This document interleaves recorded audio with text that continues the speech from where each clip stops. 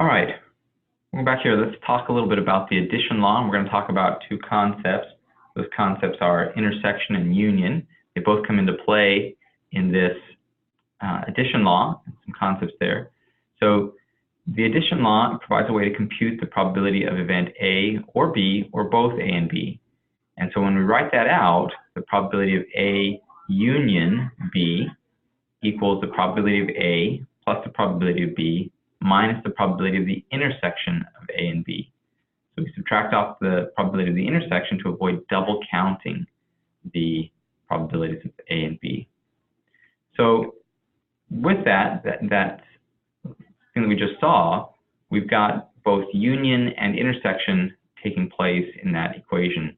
So the union of events A and B is the event containing all sample points that are in A or B or both.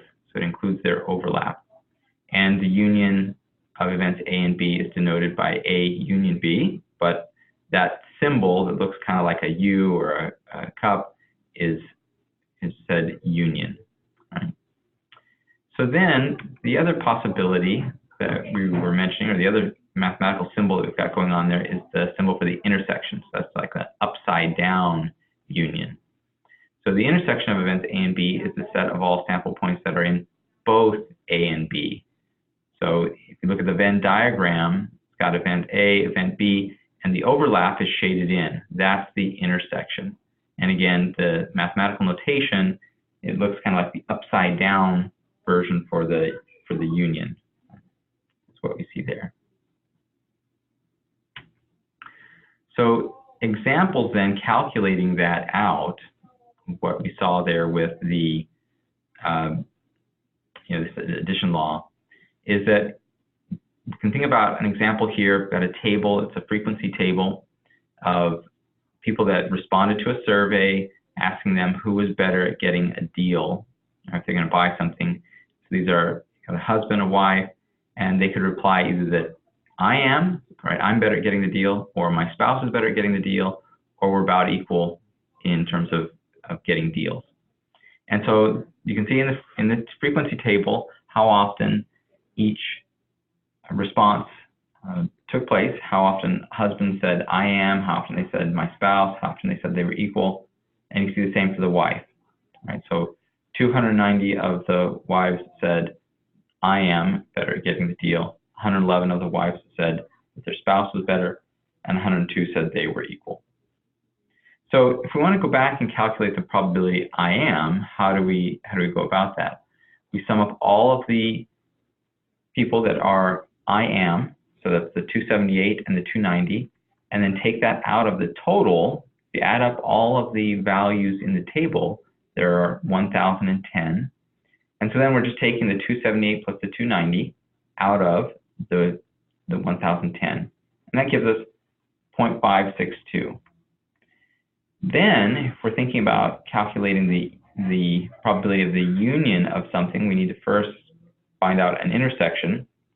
So here I'm jumping around a little bit, but the probability of the intersection for husband and my spouse is found by going to the table and finding the intersection of those two things.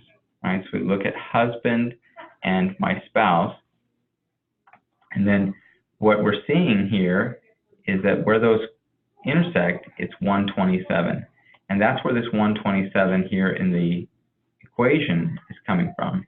So that 127 divided again by the total of 1,010 people that took this survey, we get a probability of 0.1257. So now, if we want to then find something where we involve the probability of a union, we're going to need to, again, find the probability of an intersection to get that out. Now, in this example, again, I said it's jumping around a bit. This isn't husband and my spouse, it's wife and I am, but the concept will be the same. So what we need here is we need the probability of wife, and we need the probability of I am. So the probability for wife is going to be 290 plus 111 plus 102 divided by 1,010.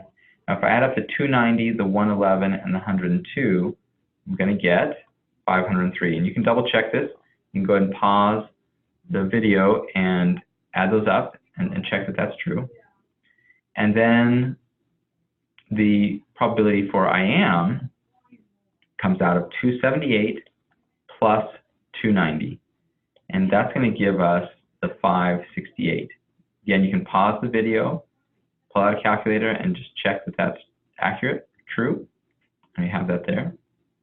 And then we need to subtract off this probability of wife and the intersection with I am.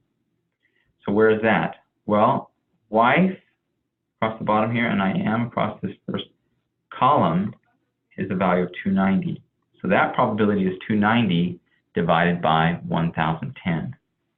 Now the way I've written this out here, I've just added up those numbers and then I'm dividing by 1010. You could do it separately. You could take 503 divided by 10,000, or 1,000, excuse me, 1010. You could take 568 divided by 1010 and 290 and divided by 1010.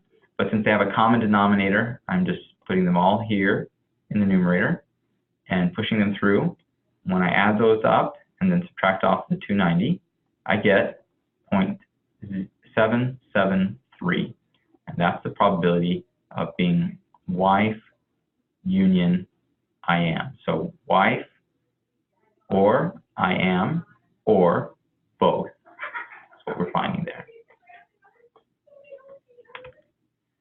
So the next topic here, or item here, that includes this